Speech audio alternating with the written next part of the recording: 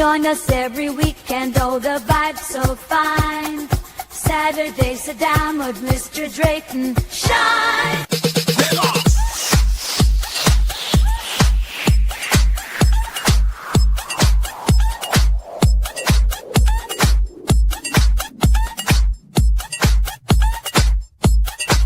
Grab a friend.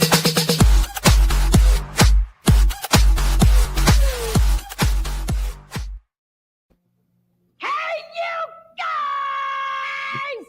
That just makes me happy. That is so self-indulgent, but it just makes me happy. Happy Saturday. It is March the 8th, year of our Lord 2025, and welcome to another episode of The Saturday Sit Down with me, Alice's baby boy, your man and host for the next 90 whole minutes of The Saturday Sit Down. As I do each and every Saturday, I drag somebody along. You know, it's amazing. I have to do things on my tippy toes real quick. And, by Wednesday, it's one thing. And then by Saturday morning, it ends up being another. But I understand people are human. Things happen. I'm only human. So we drug Malcolm out of the basement.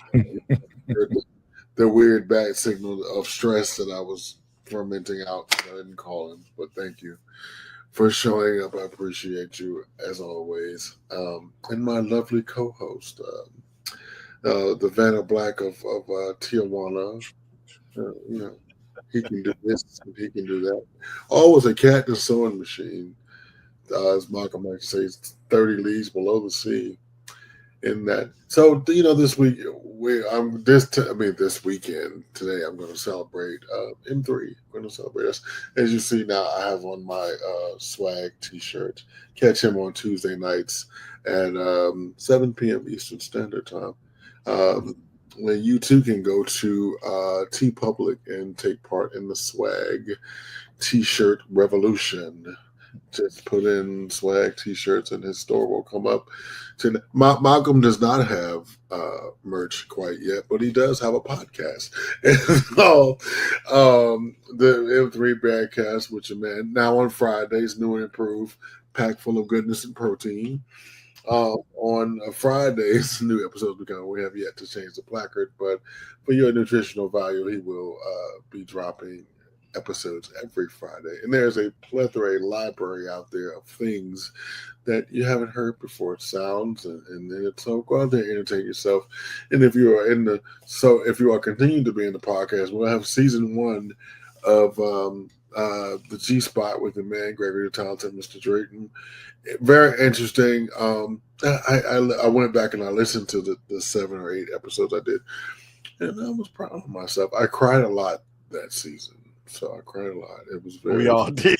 There was a lot of crying involved. So next season, I need you to be happy. I need you to be more joyful. Well, this is why I do this Saturday sit down and be joyful.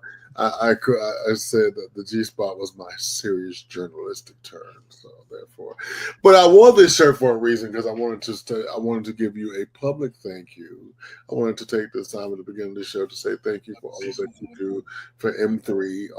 You're always Johnny on the spot, and be like, could you find that piece of paper I wrote the napkin? Come on, Rose. I'm like, yeah, remember that thing I said last week at 2:30 in the morning? I think I'll throw a baby tantrum. I want new graphics. Why do I have to look that way? Right. So, as he gets into my Devo mode, everything you do, and privately. Yeah, because you are an amazing person and you're an amazing host, and we appreciate you here at M3. So today is officially M3 Swag Day. I'm sure Malcolm will agree with me that you do a lot for the network and us, and you make us better. I'm going to give another M3 shout out to my man Devon, Big Booty himself. We know you're going through some things, brother. We are here with you. Hugs, hugs, hugs. Let's jump right into it. So this show is basically about the rewind for the week, but I did pull some things out of the mailbag once we finished the rewind, and the mailbag is salacious today. So speaking of salacious, please tune in weekdays, 2 p.m. Eastern Standard Time, 11 in the West, for my new obsession is Beyond the Gates. I just want to give my friend Tamara Tooney a shout out. She is doing gangbusters over there. The ratings are through the roof. It is salacious. It is a black telenovela. I love it. It's got eye candy for the boys. It's got eye candy for the girls and the gays. I don't know who in the world did that casting, but God bless you, Jesus. All I want to say is Bill Hamilton and my friend Timon that plays Bill Hamilton. Hey, friend. It is quite an attractive cast. Like, you know, there's not an ugly one in the bunch. Not even, even the ones that present white are not ugly. So it's I throw that in there for you. All right, so we're gonna break down. We normally just run the weekly rewind in succession, but today we're gonna break it down because we're gonna discuss it topic by topic and show by show. So what show do we have first there? Swaggerlicious, Bad Daddy, Bag Daddy, Cat Daddy. Daddy on the microphone. We're gonna do them in order, so we'll do mine first. Look, he always put himself first, niggas. I do not. Oh, I'm joking. Not putting himself first. I like to be able to talk over what we're saying. I like that.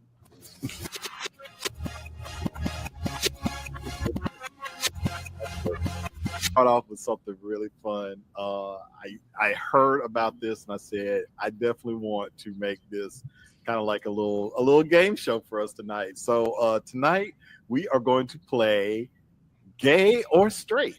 So they decided they wanted to test some influencers' gaydar, and so I figured, well, we are influencers, so why don't we get our gaydar tested as well? So let me go ahead and get this started. So the rules are pretty simple. All we have to do is we're gonna be introduced to these guys, and they can hear or see. Let us know if you think these guys are gay or straight. You say you don't like Beyonce. Hi, I'm a hugger. All right, hello. Oh wow. I'm sorry? Yeah. Nice to see Great. One more time. Encima. Oh yeah, I felt that right here. Encima. I'm sure you did, sweetie. Last name available. Oh. What do you do for work? Oh, I work in fitness. What's your relationship with your mom like? Really good. Single mother, so I love her. Mm. Where do you get that shirt from? Oh, this is from Abercrombie. Abercrombie. Oh, Abercrombie and Fitch. Yay. Gay. Straight. All right. Was he straight? Encima, I'm saying it wrong. Do y'all think he's gay or do you think he's straight? I want him to be gay. He's straight. He's straight. And I'm going to make him gay. He's gay. I'm gonna go straight again. Okay, so two straights and a gay. He's So, For sure. right, let's see. Hello. Right. So you guessed I was straight. I did. And you two guessed gay. And I'm straight. Bitch. Still thinking for that. Straight is so sassy these days, but he's straight. Yeah, 100%. You're distracting us, sir. How am I distracted? Because I'm not looking at your eyes right now. Yeah. So interesting that I would have said he was straight. Definitely. Yeah, that was one where Cream wanted him to be gay. He knew he was straight. I think we all wanted him to be gay, to be honest with you. He was a cutie. He was. Yeah. Yes. So just in general, how is your gay? I'm gonna start with swag. Malcolm's gaydar is terrible. I'm good. I know that. Malcolm got some of them right. Malcolm, now John got them all right. But in real life, his gaydar is terrible. But no, I okay. think in that case, it is just a toss up, right? You know, Yeah. so Yeah. like I think I Yeah. just got lucky most of it. Did you? Okay. Yeah. Because I think nowadays, you know, like looking at him, like most straight men probably wouldn't dress that way. So I think a lot of straight men are now a little bit more adventurous in their dress and stuff like that. So it could be a little, you know, a little off, not off-putting, but just a little kind of deceptive because you would assume that like somebody who's dressing like him would probably more likely be gay. Oh, friend, you don't live in Great. Atlanta. Oh, you don't live in Atlanta. Oh, good God. I don't. Oh, Let me just put it this way. boy. Here in Tijuana, straight dudes don't dress like that. Let me tell you something. And he will be at the grocery store with booty shorts on, and his wife and his 5 kids with booty shorts on and Crocs, and just as I mean, that's so. Shout out to Atlanta. They have embraced the gays. They have embraced the straights that embrace the gays. I mean, it is. I would say they've embraced gay culture. You know. Oh But no, you're right. Well, You're right though that there's like a thing where especially women will take on that affectations of gay men, Yeah. and since you see it around so much, it's not less. You know, you blend in, and I think one of the aspects of this whole contest is understanding culture. I mean, I forget there was like a Samoan guy on there once. Mhm. That definitely threw me for a run because I was just like, I don't know how Samoan men typically dress or act. You know, like. they are real Hawaiian. Right. They're very Hawaiian. They're very. Yeah. And it was just like you have to be familiar with different cultures and like areas, like you said, different cities have different ways of dress and behaving. But like, yeah, we were talking about like the South outside of Atlanta is very conservative, yeah. But I'm going to tell you, I participated. I was on a panel. I participated in this game show live a few years ago, and it was a place I didn't really, I wasn't the talented Mr. Drake at the time, and everybody got it wrong. I was like, I'm the biggest homo that God has ever made, and everybody, and I never see myself that way. I don't always see myself as just Greg, but apparently I'm giving off some type of shit. Yeah. John says he's sorry he's not here because he is getting his old change. Hey, John, let me turn the volume down because this lady just heard Greg say men in the grocery store with booty shorts on, and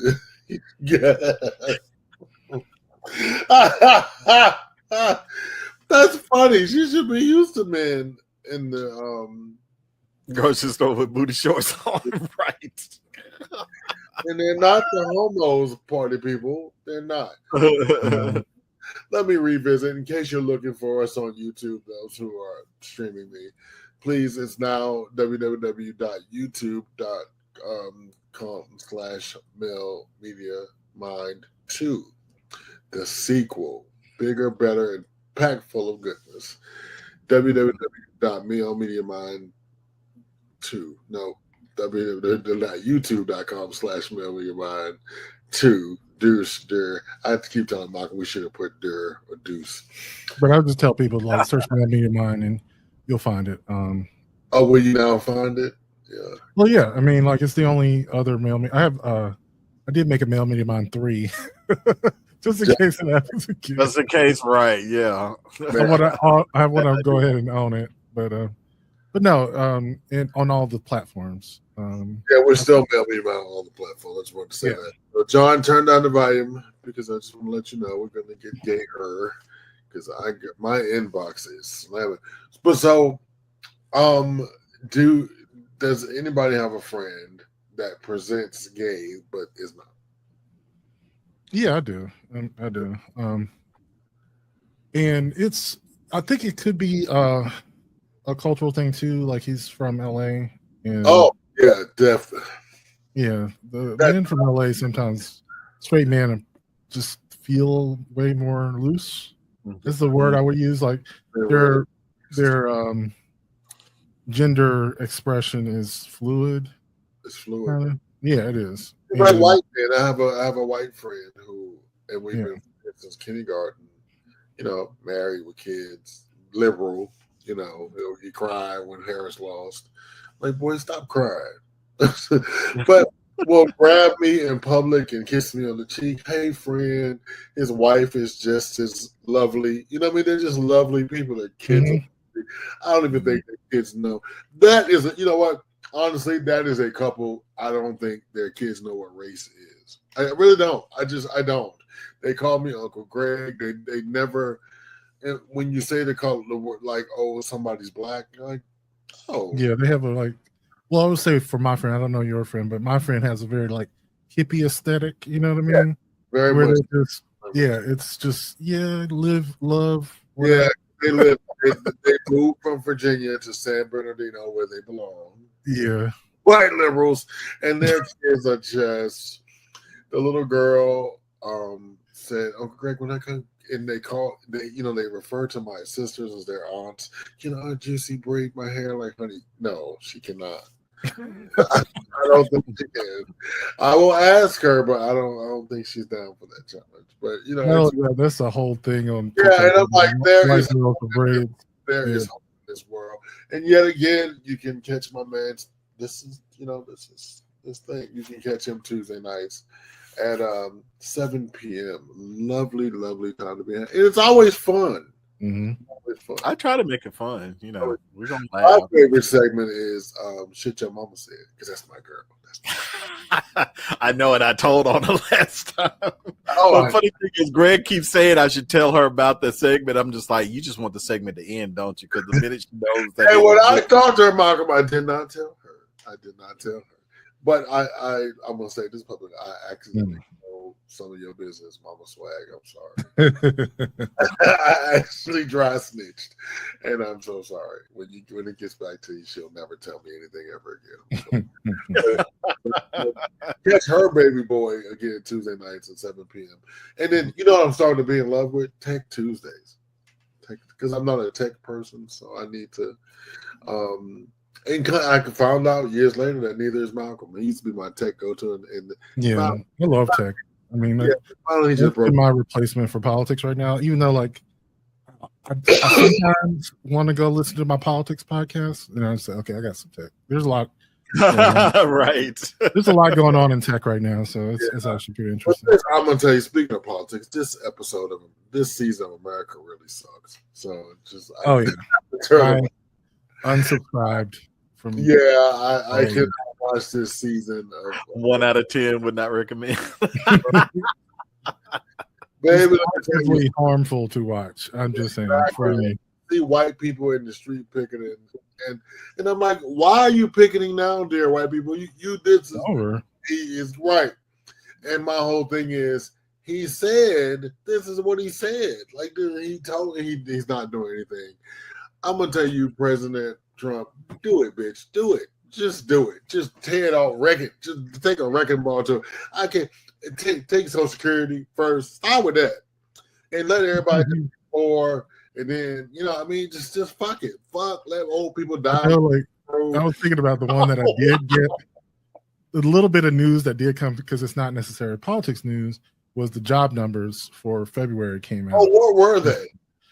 They were a little bit below expectations, but the funny thing, unemployment went up by 0.1%, but we did add jobs. So, but of course, it was a lot fewer than would have been expected, because you fired like 200,000 people. Oh, Like, come on. it's gonna be a shit show because It is. fired 80,000 people from the vets, and now the vets aren't up. But you voted for him. Oh, but see, and then I'm gonna move on to the next show. Everybody has this. Oh, not me. I'm special. Trump told me. Ask the Venezuelans that now back in Venezuela what they think. Holla, tear it down, Trump. Do it, baby. Hey, we out here. That's how I look at it. We out here. We just hanging by the seat of our pants. We can no longer go to Mexico. Other countries are reviewing our visa status to vacation in. Soon it's just going to be us and Croatia to vacation in. And, speaking of that, I was at home watching The Price is Right, as I do at 11 o'clock. The Price is Right. And I just, from like, somebody was talking, like, for the last 5 or 10 years, Croatia is like now a vacation spot. Like, it used to be war-torn ass Croatia is now, Croatia by the sea. How times change. I was like, I do not want to go to Croatia. But anyway, so let's go ahead and roll this beautiful bean fudge on our next show in the weekly rewind. Let's go. Yeah, here. Hit the button. I think this topic is very I'm a sensitive person, so I'm always the one. You're not that kind of sensitive. No, I'm super sensitive. I mean, you are, but you're not. I'm giving you the heads up. I'm super sensitive, and I cannot get into arguments, and I avoid them like plague. But one of the things I'm realizing is, especially from this book, was the idea that a good argument about something that's been bothering you can be healing.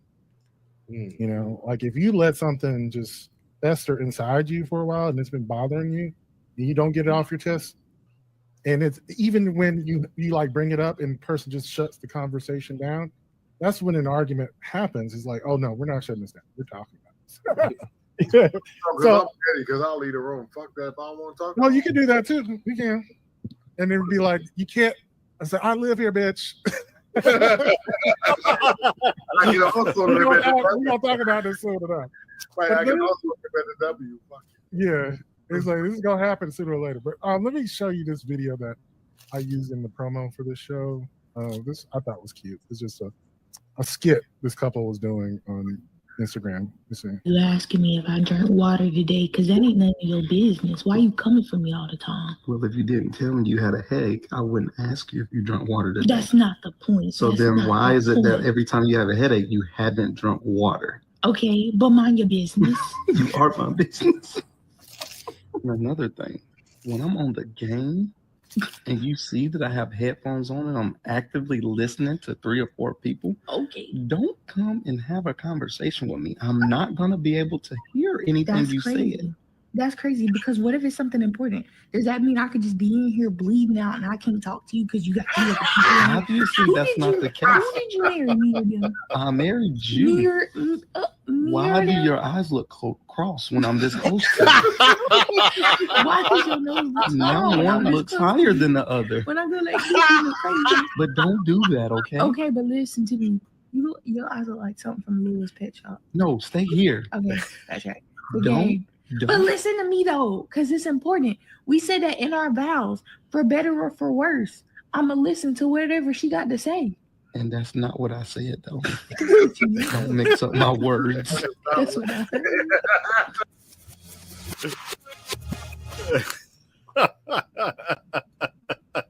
But you know, it is somewhat of a cliche for a couple that's been together for years that they argue all the time. And the funny thing is, what they talk about in the book is that, of course, there are different types of arguments where you're like cutting down the other person versus just asserting yourself and your right to be different than the other person. And it's actually a sign of a healthy relationship that you can argue with someone without destroying your relationship. Right. You know, because there's no way that 2 people are exactly the same. Even twins are different than each other. You know, you're literally genetically identical and you have different opinions on things. You know, That's how I go into it in general. Yeah. We were raised by 2 different people. We had 2 different people. Yeah. There's no way we're going to agree on everything. And so if you can't stand up for what you want, no one else is going to do it for you. Like if you're not arguing, that means you are bottling up resentment, which is not good, you know? I don't know. I agree with you, but in the sense of sometimes I just don't care. Yeah. No, I'm just saying, well, we have the capacity to bottle up things. That's the thing. We're not completely shallow. We can bottle up some things. We can let some shit go. Yeah, true. But eventually that capacity, you know, is filled and it bubbles over. Yeah. So yeah, absolutely we can bottle some things up. But if you don't have to bottle it up, don't. And that's the point of a healthy relationship. Like if you could just say what it is and it doesn't hurt. I just figure out, how much do I, care about some things? You know what I mean? Yeah. How much? I just realized my microphone is not on. I'm sorry, America. So sorry. I don't know what I did to not make my microphone be on. Oh, it's on. Sorry. Okay. Well, yeah, give me an example of something you would not feel like it's too, worth arguing over or something like that. Being lots of shit, like just, and I'm gonna be. And this is the 50-year-old me talking. I got just differences of opinion. Right. Like if the end result, you okay over there, buddy? Yeah. So if the end result is you'll just get your way and nobody is hurt, like I'm just like, okay, well, fine. Or even if it's something like if you want to see Porky's and I want to see Terms of Endearment, right. It's really important to you to see Porky's.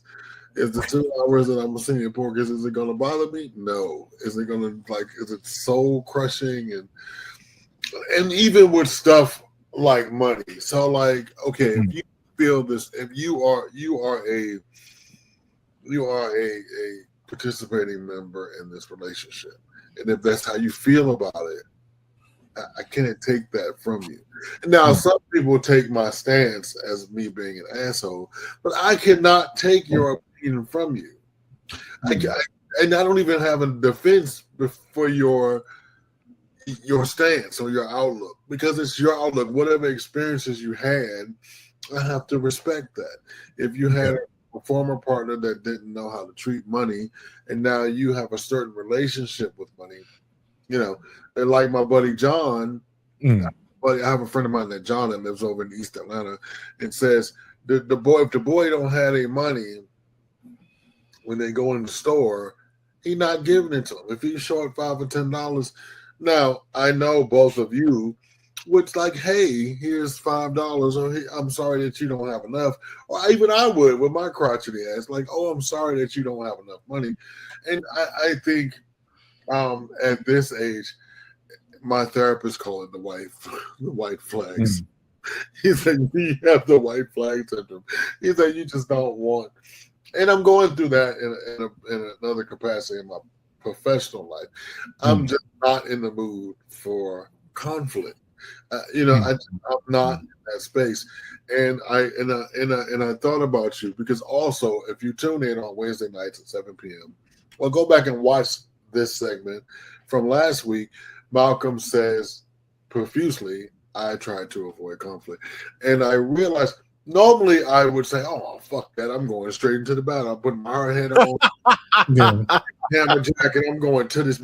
No, I am not. And then just the next day, I had an opportunity to fight to the death. And I told myself, this is not worth it. This is not worth me. So I would say cheeks. Right. So I would say, like, you're right. I do agree on the idea of like opinions. That's definitely something I would let go. But there are certain things. I'm going to say what they are. Well, even if I'm say the things that are worth fighting for, which would be values, like things that you would consider right or wrong, or things that I would fight about. Experiences. I'm not going to have someone invalidate my experience and say to me that I don't feel a certain way, or that that you shouldn't care about that. Like that's going to piss me off. Right. I think I don't know. Like also, I think those are the two major ones: values and experiences. So if we cross the value bridge, just the Gregory, we cross the values bridge, okay? And we don't share that, we don't need to be here. It's not even an argument. It's one of those things. And this existential. I see this all the time where people, y'all like if you're the type of person who would rob somebody or just steal from somebody for no reason other than like it's there and I can get it and take it. I'm like, no, I would say that's not. That's not what's in my. It's like well, that's different. That's we're talking about like I'm not gonna. I'm not gonna even like say who it was. It was someone close in my family who saw this person who had a boat in their yard, right? Like I don't know, a size, a boat that you could. I don't even know what you would call it. Yeah, whatever, that you could fit in a garage, front yard side of your house. And he's like, he's had that thing there for 10 years. He's never used it. I'm just going to take it. I hope his Ring camera caught him taking that boat. I'm like, that's crazy. That's just crazy to say, like, oh, because they've never used it in the past 10 years that you could just take it. Like, because, like, what are you doing? Right. I would definitely give a, hey, is that worth, the 10 years you're going to serve? And I would leave that alone. And I know in his case, he was smart enough to take it without getting caught. But the fact is, like, if you were with somebody who would do something like that, I would definitely question being with that person any longer. Just like, that is against my values. Like, I cannot. Right. But I mean, even so, right? That is that is egregious. That is yes, thief. I'm a liar. That reveals something about your character that I can't fuck with. Right. And so, with the exception, but so speaking of, then we're going to move on to the next show. But speaking of that, so like, it's always stuff in my inbox that question values. You know what I mean? Like in today's episode of the Talented Mr. Drayton's inbox, I have a couple that openly had a threesome, but the one partner is continuing to see the person invited. That is a question of morals. Now, I don't, because the whole thing is, okay, so you decided as a couple to invite someone. Mm-hmm. You decide as a couple to date someone. You decide to fuck someone. But if you don't think it's a big deal, tell your partner. And that was my advice to him. And I'll go into the story a little later. Right. Okay. But my advice to him was, if you don't think it's a big deal, tell your partner. Over cereal. You just pour him some Fruit Loops. Not Fruit Loops. Fruit Loops, bro. That might require some Cinnamon Toast Crunch. I mean, you gotta go. It's like, yeah, I fucked Taquan yesterday while you was at work. What? Right. See how that goes on. But again, catch my man Malcolm Wednesday nights at 7 p.m. Eastern Standard Time, where he will have lovely topics there to trigger me and give me life pausing moments. So right here on this very network, Male Media Mind Deuce on YouTube. You the fuck too. Do it. And don't forget all the other social medias that we cover. We're just Male Media Mind because nobody has stolen that quite yet. So we are there. So let's go ahead and roll. Oh my God, we get up to Cream Dangler. Yep. Ooh, go ahead. All right.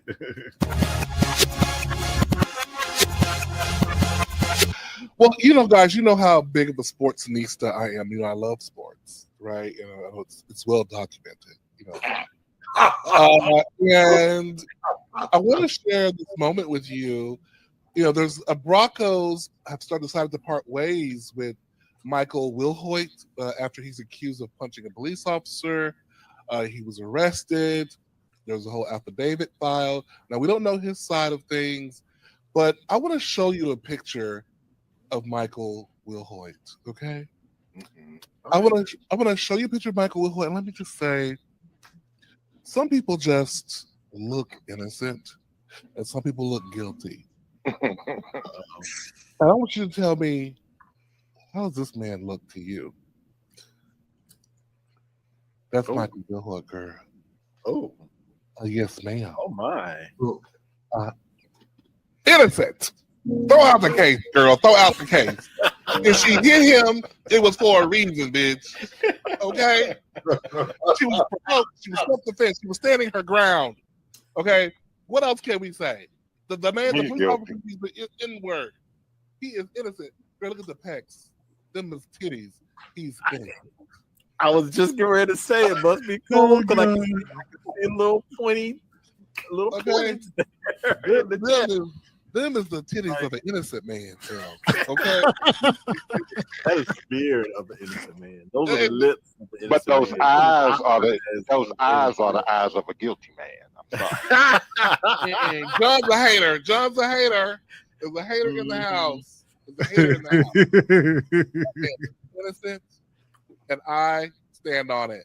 Somebody send that man bail money, okay? Innocent feel proven guilty. Guilty. Sorry. Yes. Okay. Michael Wilhoit, we believe you. you. With the Carolina Panthers, we'll take him. God knows we need the help. We believe you, Michael Will Hoyt. I we stand by you. Okay. I stand by you.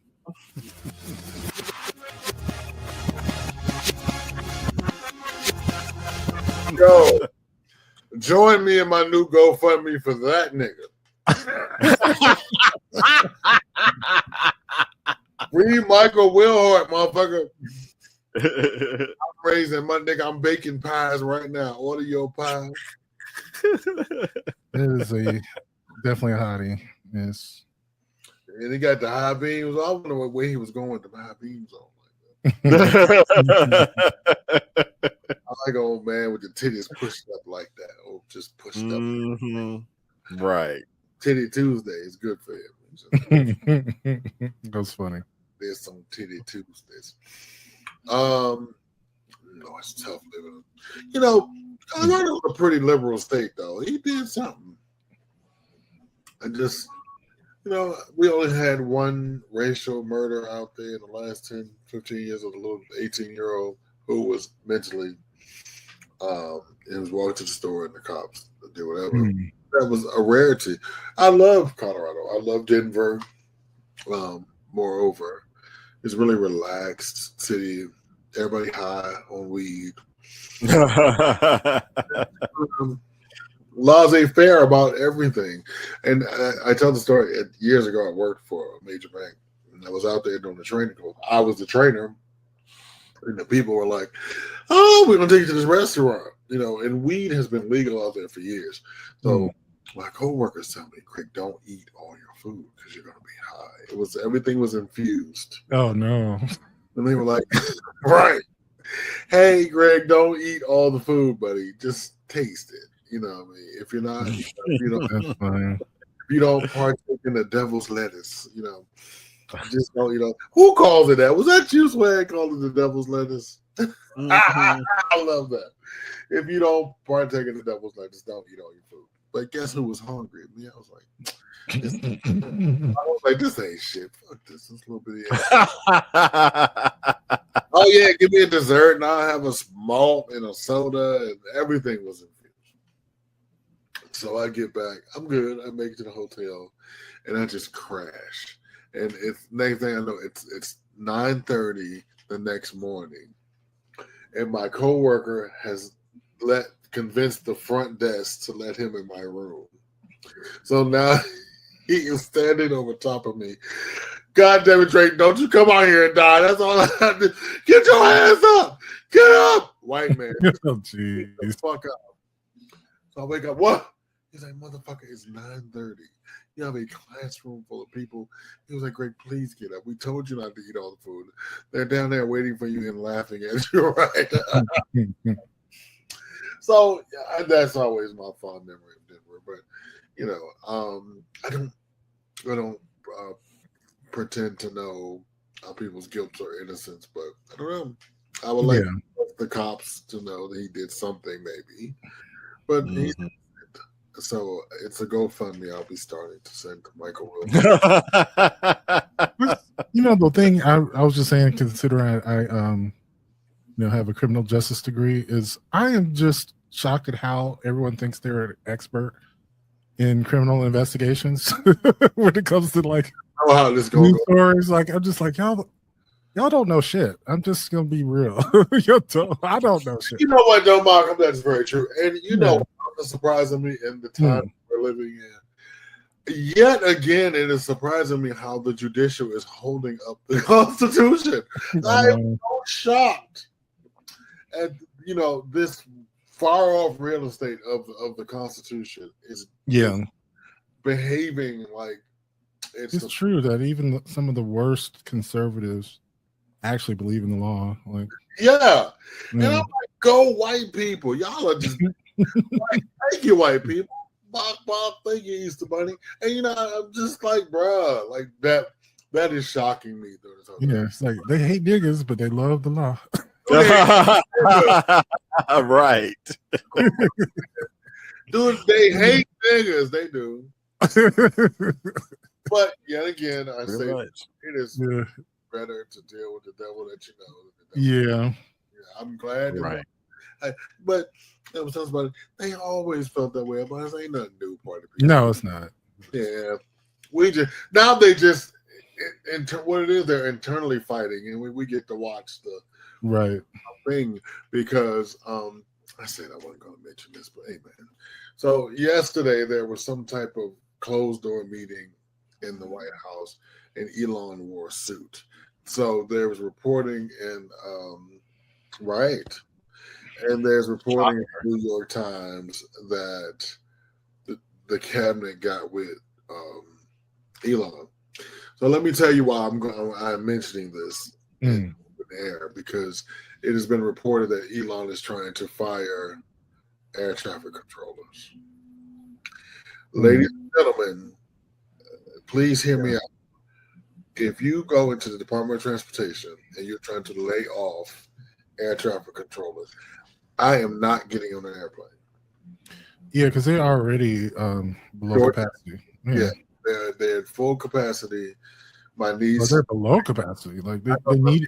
They need people. I'm going to say. Yeah. My niece just quit. I don't know, last year. She was like, I can't do it. She retired from the Air Force as an air traffic controller, and she went into to the FAA as whatever. And she was like, "This is a shit show. I'm not doing this." They had so few air traffic controllers. They actually had to close a couple of centers and consolidate them. I mean, that's how bad it is. Like they are desperate for air traffic controllers. Right. So it doesn't even make sense logically. Right. It makes sense. Is there like a air traffic controller school that one goes to? Yeah. It was one out of Newark or in New Jersey in that area. They actually had to move to Pennsylvania just simply because they couldn't get enough people, and so they consolidated the airspace of, two different areas that should be covered by two different systems. They consolidated into one place. I wouldn't trust myself to be an air traffic. It's rough, especially in the New York area. Like that area specifically is really bad right now. It's one of the busiest. That one day you have a bad day at work, be like, fuck, I was late. Exactly. If someone's got who's maybe sick or something, or just whatever, emotionally in a bad place, and their concentration's a little off. Yeah.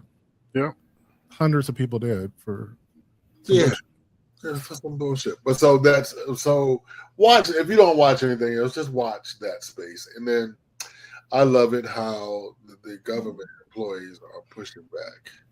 They put the managers and everybody are pushing back. I don't. So here's the thing. PR wise, Trump is sucking it. You know what I mean? And then I think he's not going to be able to do anything. And I think the midterms is going to tell the story, because everything he's trying to do, and like and some court is making him tear down those concentration camp situations. Yeah. The fight to end, to end the immigration type situation. All of that is over. I mean, well, it's not over, but courts are stepping in doing what they job.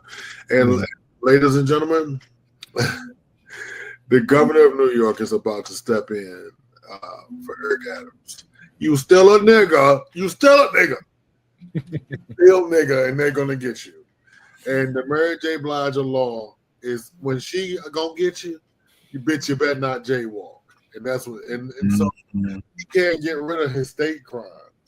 So, like, why? And like, well, not only that, like, because they dropped the charges against Eric Adams, but they didn't with his co-conspirators. No, they did not. And they gonna sing like a goddamn canary. Exactly. they can still testify against him, right? They set you up. Yeah. And then the Governor Kathy Holcomb of New York, said, bitch, you're going to go to jail for a long time. And they already stripped him of all his power. Yeah.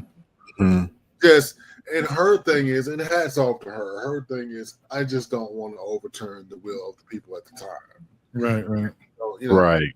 I understand things change, but she was like, he's almost at the end of the term. We're just going to strip him of the power. He's going to sit there and look stupid. And then he's going to go to jail. And Dave, the whatever day it's over, he's going to go to jail. So, hats off. But tune into my man Cream Diglett. Great show. He's always a great, fun hour over there. Thursday nights at 7 p.m. It's always a hoot. Yeah, it is. Real good time. I tune in for the wigs. It's the wigs. Yeah, it is. Bro, it is fucking hilarious. He is a joy and a light, and we are glad to call you castmate and friend. Well, congratulations. And he has several podcasts. I don't know what he's pushing now, but he has several podcasts out there. Yeah. Check him out. He has a sleep podcast. Well, he and Shannon are getting ready to do a podcast together. Yeah. Where do you find the time with this thing? Nigga, talk to me, because I need more time in my day. Definitely. I think he might be burning himself out. We were talking about that Wednesday. He might need a break, but he's doing the most, which is cool.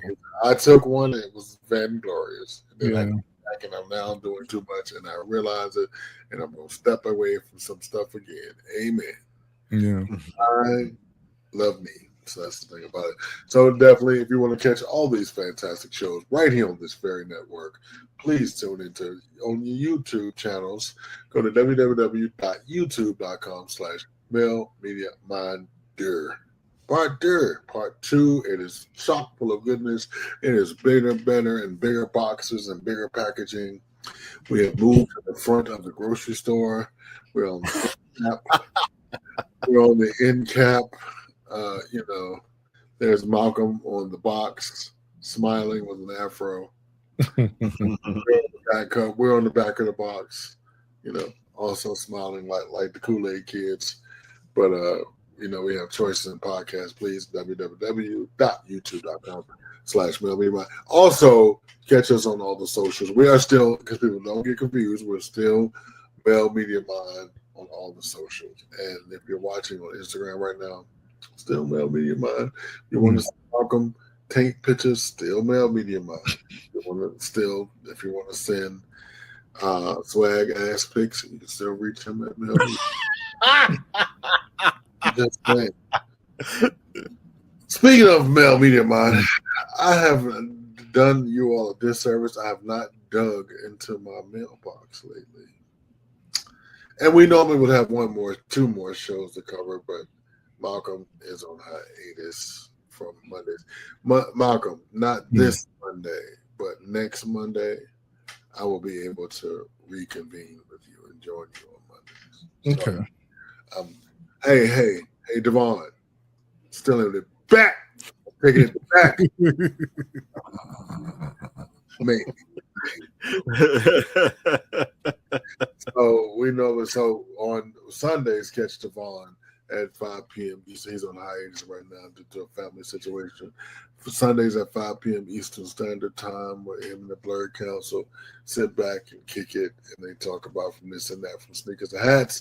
And on Mondays, you can catch Malcolm at noon. Somebody is going to be sitting in and see it. We don't know who it is, but it is right now. Tim and Devon. Devon is on hiatus, but I think the following Monday I'll be available. And Jerry said he would like to sit in the chair and join you again. He said he had a really good time last time. So we have a slate and a plethora of wonderful shows to join. So I've done you a disservice. I've not dug into my mailbag in quite some time. Keep it coming. Thank you so much. I appreciate you. I thank you for it's got graphics. Look. Oh God, yeah. Look at that. Put it back. Let's see it. It's all that special, like the church lady. Isn't that right? Very special. Very special. I love that. I feel special. You guys always make me feel like a star. I tell you. So I have not dug into my cess box lately because we would normally have a guest. Today we're having a family session, but normally we'd have a guest and we'll talk about their needs and their wants and what they pushing and what they selling and who the cow jumped over the moon and all this good stuff. But today I decided, because I had to produce a show in 30 minutes. Look at me. Wow. To dig back into that. So I want to dig in the first topic. The first topic is Greg, my partner. Oh, wait, I wrote this down. Y'all excuse me. Okay. Hey, Greg, I really enjoy this show. You guys are entertaining. You guys are funny. You're well versed. And my partner and I have been watching for quite some time. Recently, we have decided to have a one-off threesome. The parameters were it had to be somebody we did not know. We had to be attracted to him, but we didn't really want to know any particulars. So, with that said, what happened was I asked him some particulars. I saw him all at a Starbucks one day when I was at work, and we sat down and we had lunch. He and I have been hooking up for the last few months. I need to tell my partner that I have stepped outside of the parameters. My partner, thinking it's just a one-off or it's just, something that we did, and we have moved on with our sex life and our lives happily. Liar! But I am currently just enthralled by said person. I think I would like to be with them. And and this is salacious. I need a sound effect. Salacious. But I do not want to give up my years and years. Sidebar, a relationship is not a bank. Right. I'm going to save it later. I just want to let y'all know that. Please know that, again, your relationship is not a bank. You do not, you do not get time served for good behavior. Pipe that. Not your call. So, what do I do? It goes on for other stuff. So what do I do? We have been together for many, many years. Our families are close. I feel like I am ruining the fabric of my own life. Am I suffering, as you say, from good dick syndrome? He does watch the show. Am I suffering from good dick syndrome? Do I cut this off and continue with my life? Because the person that I have been seeing is not really in a place for a relationship. It's been fun. It's been like a movie. It's been, all those things. Signed, desperately confused. So listen, I don't want you to, because I'm going to give you one. He didn't sign it that way. So if you send me an email, I'm going to leave out your details, but I'm going to give you nasty moniker at the end. So this one is desperately confused. So, Mr. Desperately Confused, you are equating dick and good sex with some type of emotion. Okay. I don't know if are you able to leave? I wouldn't tell my partner because bitch, you're gonna be single. Yeah, I was going to say the same thing. If you know that this is a relationship you want to keep, you just need to cut this person off and never tell a soul. Period. Just pretend like he never existed. Especially if this person has kind of stated that they don't want to be in a relationship or they're not ready for a relationship right now. Why would you pursue something that this other person doesn't necessarily want? They may want to keep it just, casual and not really pursue it any further than that. So. Well, funny that you said that because I come from the school of Malcolm and I do ask follow-up questions. Mm-hmm. So my question to him was, hey, why isn't he in a space for anything more? He lives at home with his mother. He's working on his credit. Oh, he's a fuck boy. He's working on his credit. He does not, and he doesn't have the job that he wants, and he has some goals like going back to school and things of that nature. Mm-hmm. Right. So he's just technically, if he were in the right place financially, he probably would attempt a relationship with this other guy. No, but that's where the other guy is. Right. So, I don't know. I don't know.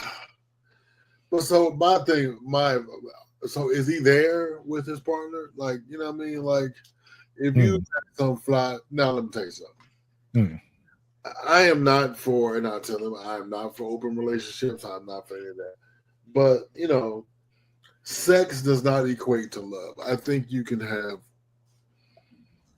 relations with someone, and it's just relations. That's the nature of men. I think that's everyone, really. But no, women, some women can. I was gonna say, because there's plenty of women who will tell you otherwise. They can, but the plurality of women have a thing about attachment. But anyway, so I think he is making a grave mistake in the fact of I can't tell you. Listen, desperately confused. I cannot tell you to keep your relationship if you don't. If somebody comes along and flies up your skirt, maybe your relationship is not what you need, huh, Swag? The thing I never understand is they always say, you know, they want to pursue something else, but they don't want to give up what they already have. It's like you can't, unless you're willing to talk to your partner and talk about opening the relationship so that you can do both.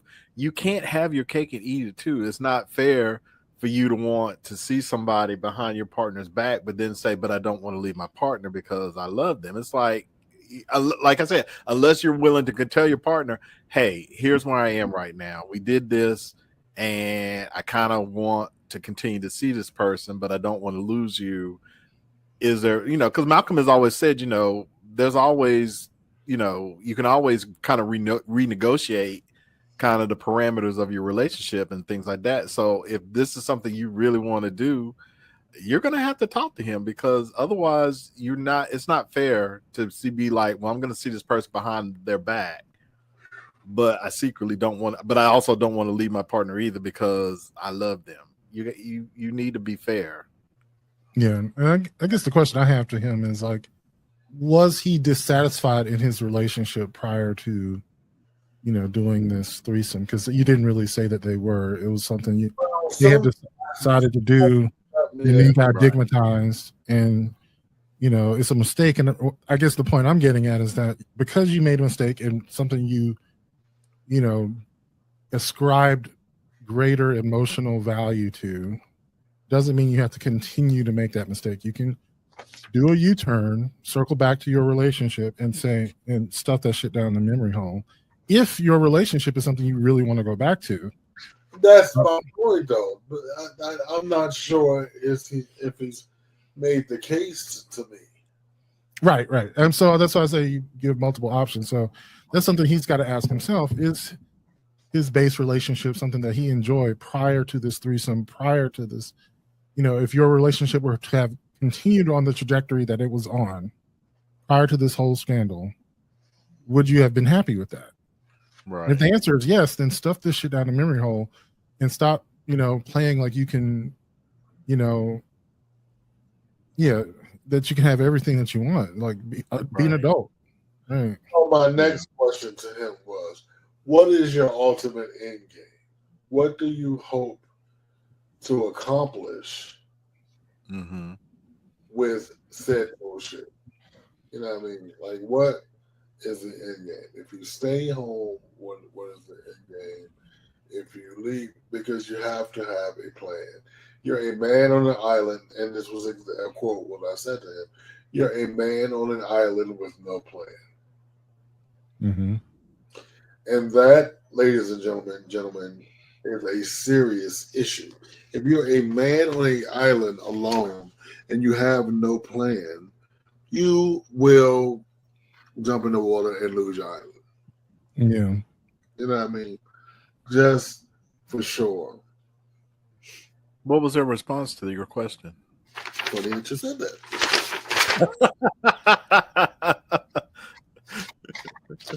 I move on to the next page. I have to transcribe. I read, I go. So His response was, I want happiness. I am not particularly sure. Am I currently happy? I said to him, you need to set your partner free so he can be free to pursue that somebody that he's happy with him. Yeah. Or just comfort. If you are just comfortable in house, car, in the projection of a good relationship, but it's not really. And then I asked the question, whose idea was it to have a threesome? He said, Mr. Drayton, it was mine. So you wanted to go out and look for a new nigga with the blessing of your old nigga. All I got to say to that. And I have not gotten a response, but let me just be clear. Party people, even in 2025, I submit to you, you cannot have your cake and eat it too. Yeah. You cannot. We have many trappings of a first world nation. We have the internet, we have lights, water, food, but we have yet to figure out how in the hell you're gonna eat the cake and eat the candy. It's not possible. Go ahead. Well, sometimes you can't. Because there are lots of couples out there that do open up their relationships, and they make rules, and they abide by the rules and stuff like that, and they get what they need, and they still are in relationships. So it is possible, but you've got to. You can't put the toothpaste back in the tube after you've let it out. If you said this was going to be a one-time thing, it's just a casual thing, we're not going to see each other, we don't want to pursue this person anymore, then you got to honor that. And if you're not going to honor that, then it's like you got to decide, do you want to pursue this other relationship, or do you want to stay in the relationship you're in? You got to make a choice, because it's not really fair to your partner to say, this is what I agreed to and this is what we're going to do. Like, you basically tricked him into it, because if you said this is what the parameters are, exactly, and now you're like, oh, but I kind of still want to see him, so I ain't gonna tell my partner, I'm just gonna go ahead and do it anyway. And now you're looking at this other guy like, I want to pursue something. Well, that wasn't what your partner agreed to. So Yeah. why would you put him on blast like that if that's not what you wanted to do? Like Michael said, you need to figure out which relationship is it really worth it to you, and make a decision on which way you want to go. And if you're not going to do that, then you get what you get. Those are the risks you take when you do this kind of thing. So, now here's one thing that I always think about, and I was thinking about this in relation to choices and free will and desires. So, I think a lot of times people in situations like this know what they desire. They want someone else. Going into it, how it's going down. Right. This is what you want. You want someone else. But then, in your rational mind, you want to maintain this relationship, thinking about the responsibilities, promises that you made, and you have, intellectual ideas about what the way things should be.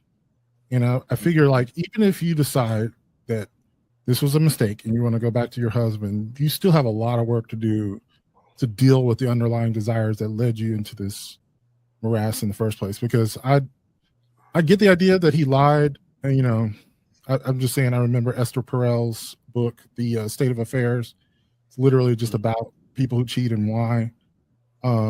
This could end up being the thing that you needed to confront the underlying lack of desire in your relationship, because that's pretty normal, actually. Sometimes people don't deal with it; they just stomach it. Other people can't stomach it, and they do these things to, like, either destroy their relationship or find a way to cheat, But either way, you have to deal with it, because the deception isn't going to work. I just had a thought, a one-off thought. I want to change my IG screen name to what Peter Griffin's screen name is. Peter Pumpkin Eater 69. I don't know why. I'm sorry. I don't know.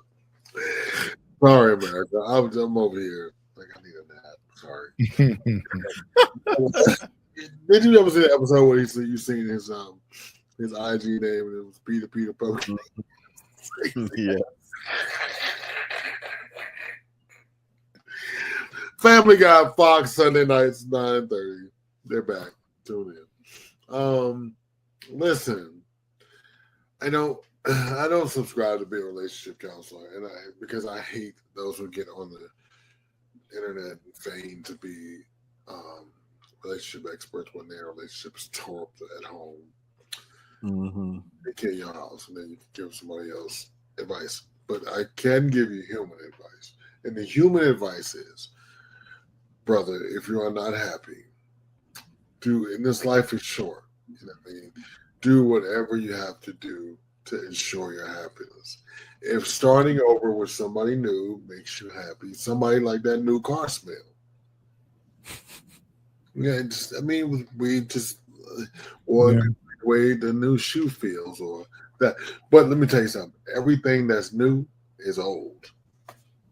The new thing that you got will once yet again be old, and then are you faced with the thing that you then want to also get that new car smell. So my unprofessional opinion to you is see a therapist, check in with what is it that you are looking for, what is your happiness factor, what is that thing that you did. I mean, start with your childhood. You know, if your mama ain't never had no man and you always waiting for the other shoe to fall, you're waiting for the man to leave.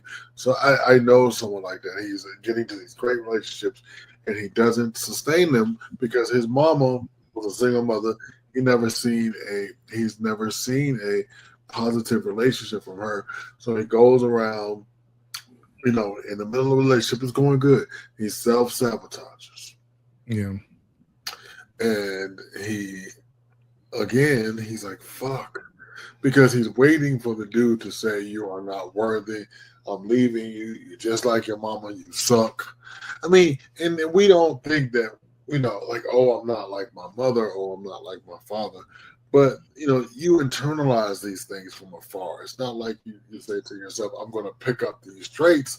It is just something that we pick up inherently because of our environment. You know what I'm saying? If your mama had a revolving door or a turnstile on her bed, probably so will you. And she was a single mother, you didn't have a juxtaposition. Or if you done, I know people that have done the work, Malcolm, you know, have done the work and they have closed down the turnstile on their bed.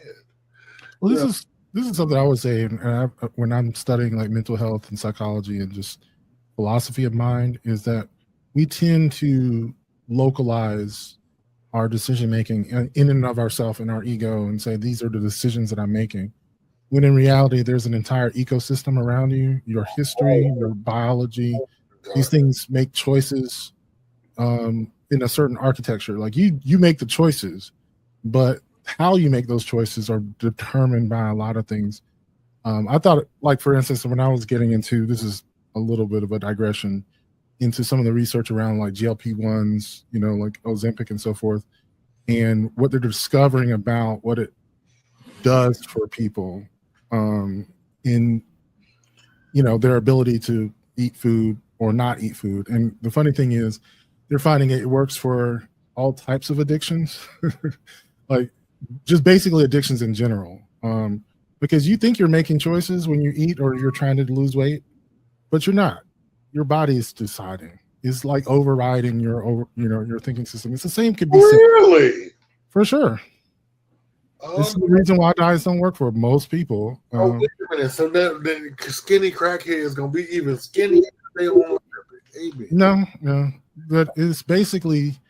I think at some point people will start using GLP-1s to stem other types of addictions as well, because it's one of the things that it does. Like from what we can tell, and so Monday, but not even talking about GLP-1s, but just addiction in general. And as an example of how we think we're making decisions, and we are, is when it comes down to it, if you want to smoke the cracker and you're not, is a decision you make. But if you have an addiction and you understand what addiction is that really your choice if you're a crackhead? Right, my addiction is sugar. Yeah. And it is not a mistake that it's an addiction. Like the food companies were determined to make foods that were addictive. You know? And so, Damn vanilla Oreos, you son of a bitches. and so this is the funny thing that someone said. You can say the same thing about sex and relationships, that you think you're having sex when sex is having you. You know what I'm saying? Like, sex is one of those needs and desires that overrides your ability to make decisions. And you still have to take responsibility for it. You still have to address the surrounding issues around sex and relationships. But you don't have to pretend like it's all your fault. Like, there are things around you that determine your decision-making matrix, so to speak. And part of that is going into therapy. Some of that might be, really driving down on whether or not you really want to be in relationships for the long term. How important is sex in a relationship? Because I think it is really normal for sex to plateau in long-term relationships, generally speaking. It is. You got to get it back. You gotta or get not, or you live with that, with not having it, or you. For a lot of people in our parents' generation, had a very don't ask, don't tell policy for people to get their needs met outside their relationships, and they pretend like they're monogamous, but they really weren't. They just knew that he's going on a trip. When he comes back, he's going to have the rent money, and he's going to pay our bills. I'm not going to hear a word about what he did. And don't be having no children. Step in the step and a smile across the space, and he gonna be all right. People were dealing with open relationships way before, in just different ways. I'm just saying. Yeah. So, dear desperately, as we end all these things, we go see a therapist. Work it out. If you love, stay in love. If you love dick, go get you some. It depends. It all depends. With that said, thank you so much for always put up that graphic again. Gracefully, it's so cute, like a little Charlie Brown mailbox. I love this. And it does say sus on the side, so yeah. I love it. I'm gonna, when we finish the show, then I'm gonna go outside and put sus on the side of my mail lady's gonna send me a dash. Right. I really do. When you talk about these problems that your inbox has, I was like, I wish I had these problems. It sounds wonderful. It is not wonderful. I know, I'm just kidding. But I'm just saying, wow, I wish I had to really turn down sex. They are desperately seeking something, and I'm just glad not to be getting taint pictures. Oh no. Well, because you got to realize how many taint pictures I had to go through to get to an actual email. Oh god.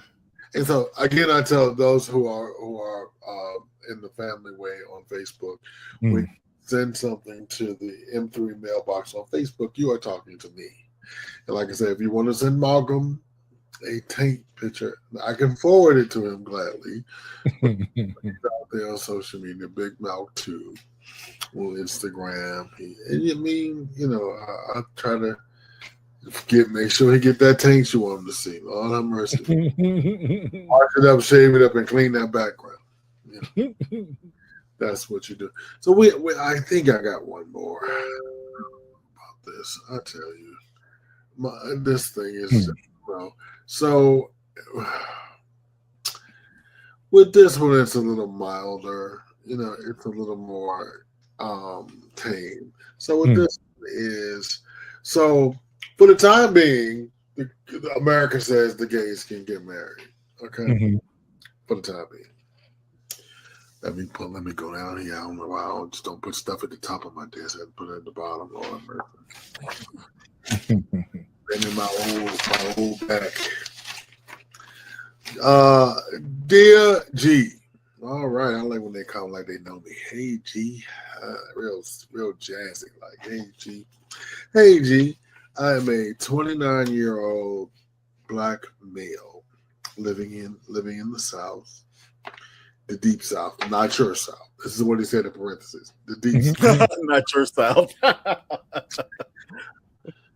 And small town, I am 29. I have been engaged for the last 4 years. We're about to get married. I am not sure if I am ready to be married. At 29, I'm a recent college grad about 3-4 years ago. My partner is a college grad. You know, we live together. We have a great life. But marriage seems so permanent and final.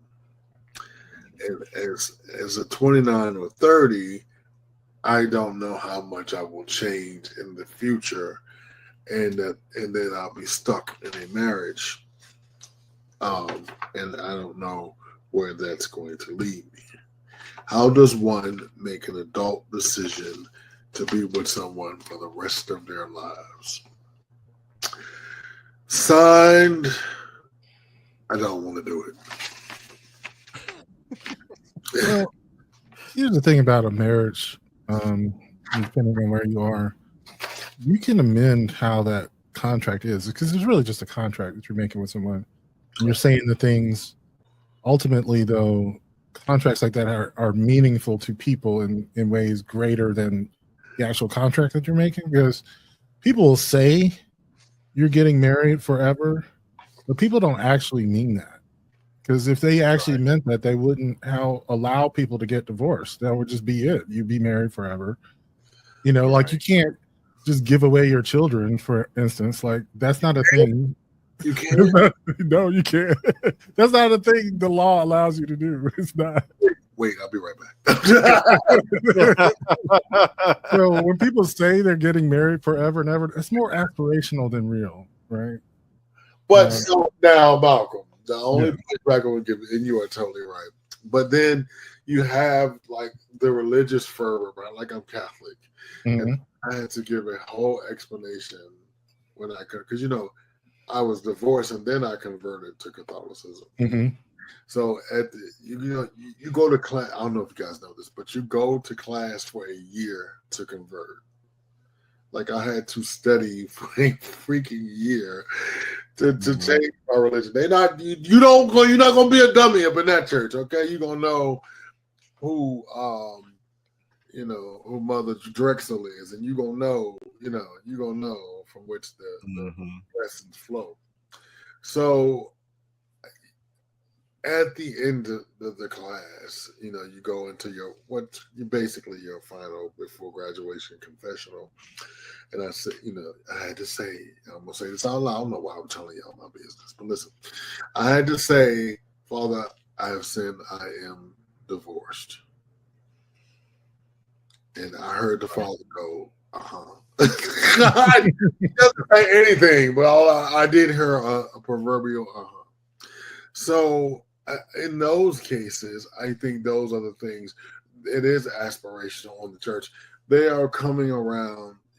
Like you won't anymore. You won't be excommunicated, but if you're living in a certain community, and it's really hard to separate and divorce and things of that nature. And I think that's why don't want to do it.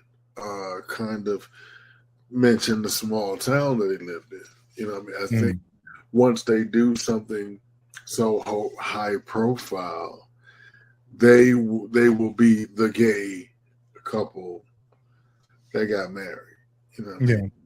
This is just saying, like he said, they've been together for 4 years and they live together. To me, you're in a common law marriage right now. Like you're behaving like a married couple. In some states, yeah. So, like for all intents and purposes, you're married already. I don't, know what your spiritual religious beliefs are, and so like that could play a part in it. Like you were saying, I'm glad you did bring that up. Like because that is an aspect which I can't understand. Oh, it's personal. It's absolutely terrible.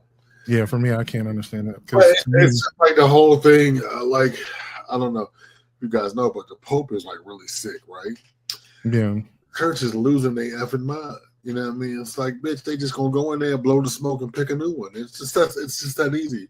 Why are we in this space of like the Pope is old when you pick this nigga? You know what I mean? Like this nigga is at least in his 60s, or that's the youngest Pope. has been like 68. It was like John Pope Paul the First, and he was like 65. You know, he was young and he poped for about 30 years. You know what I mean? He poped for a minute. I call it pope. I don't know what the fuck it is. You know, he poped for a minute. But the irony of all this is, it's like they have to change with the time. So I brought this up to say, like before, gay marriage was a no-no, and you can't do it. So now the church will accept a gay married couple, but you cannot get married in the church, and a priest cannot officiate over. Yeah, that's a good point. And that's what I was saying. Like, there's a lot of weirdness. Who knows what his faith is, right, and where his community is with accepting or not of his relationship, because that's basically what a marriage is a community-wide introduction, like how do I say it? No, I was gonna say like a celebration of your relationship to your wider community, joining your families together, celebrating it, trying to merge and make a larger community. That is what marriage is designed for. And so in that regard, you're bringing more people in, it gets more complicated. Maybe you don't, you're not 100% sure about this relationship. Being so young, you might want to go in a different direction. I think these are all things that you talk to with your boyfriend, maybe in a therapy session or something, because, you could still go through with this. You could, but I mean, you shouldn't go through with it until all of those concerns are aired out and discussed thoroughly. Because if you do air those out and your husband is not for them and he doesn't want to support you through your doubts, then you should let him leave you. Like you should, because that he wants to get married. Yes, Lord. Right. Either way, I was just going to say. Go ahead. I was just going to say, yeah. If you have doubts, don't don't do it right now. I mean, not to say that like just take your time and because there should be no rush. Like I mean, unless one of you's pregnant, and even then, that's not still a good reason to do it. But like if there's no rush, just try to figure out where your differences lie and things like that, and what is it that you are afraid of. And if you can't resolve that, then definitely don't do it, because you're right, Malcolm, it's not forever. But and Greg, you could probably speak to this more than anybody else here. I'm sure the untangling of two married lives is quite an undertaking. It's a lot of understatement. Legal, that is understatement, because that is an understatement, because the man, even if the divorce is amicable, the man is still losing.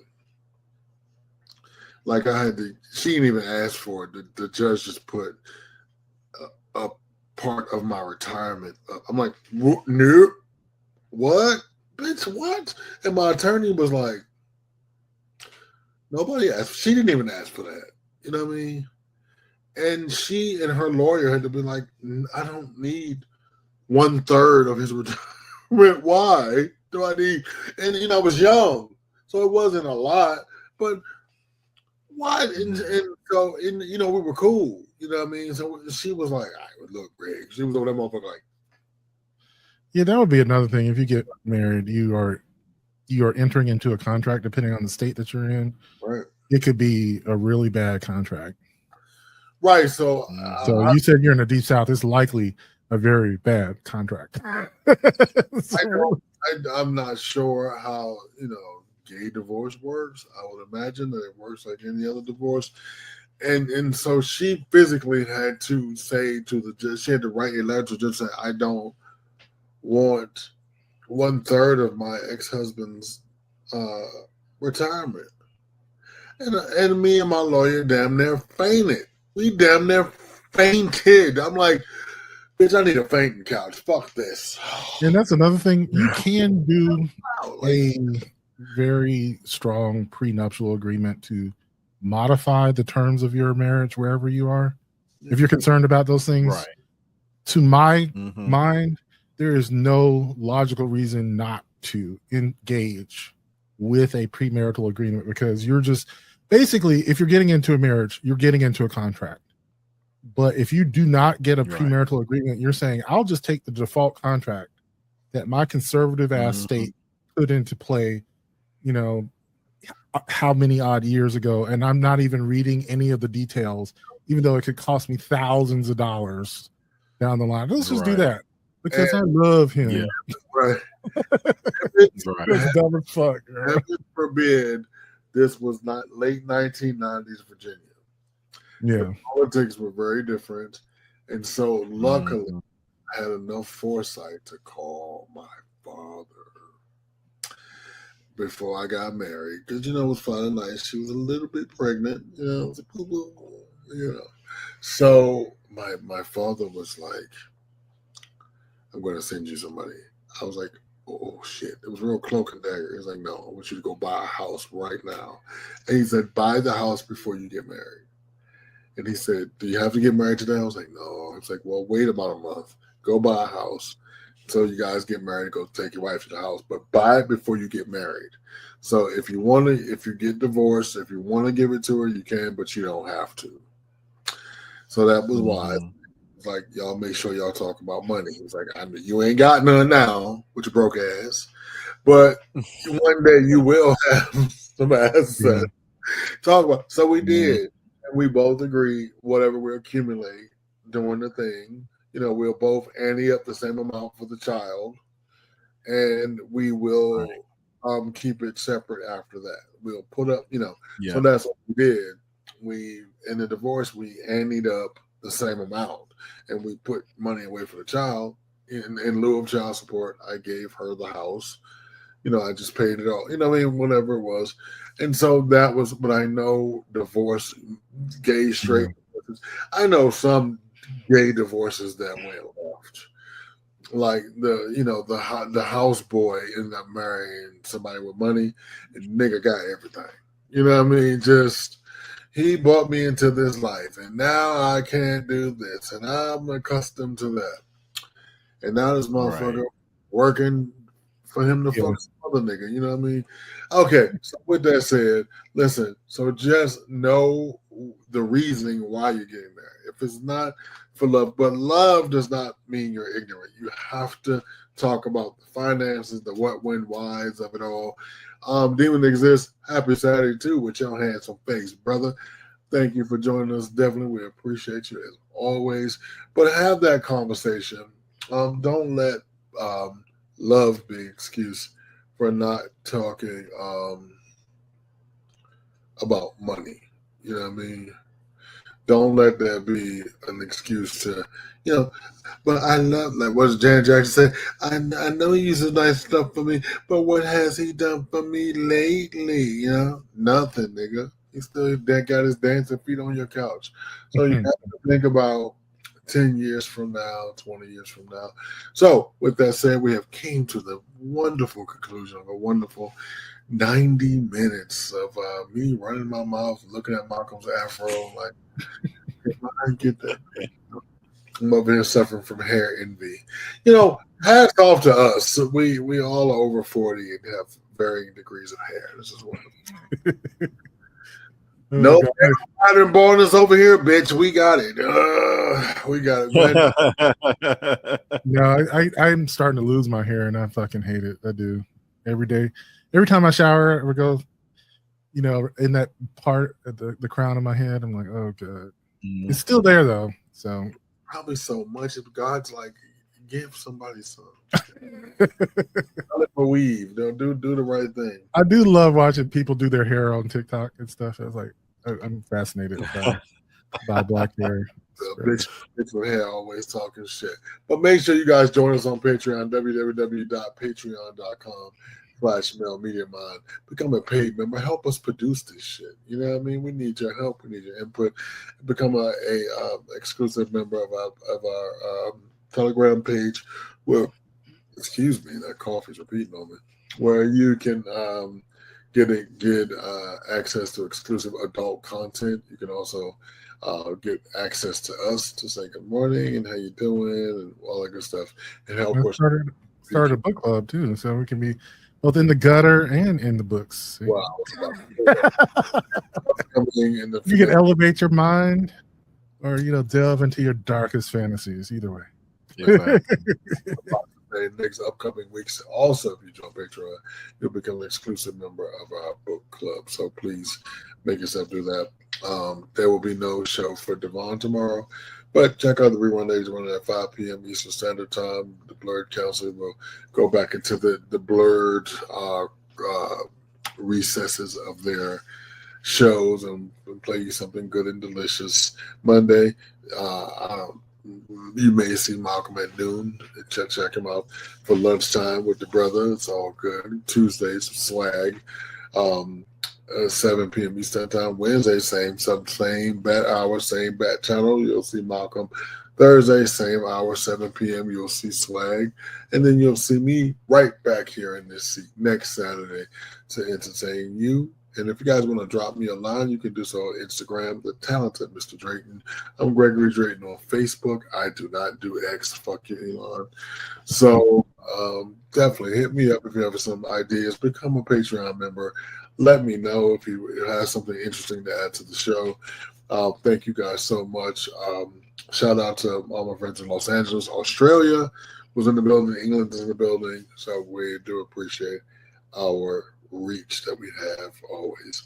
And as always, I want to thank my lovely co-host, the maker of these wonderful, no, he has fancier ones now. This was the first iteration. My toe. Anyway. No. Right. Okay. So join him Tuesdays and buy a t-shirt, tpublic.com.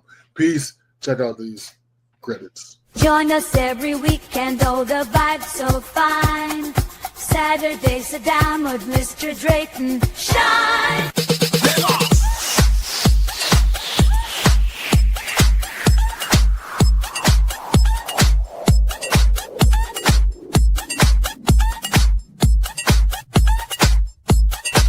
Grab a friend,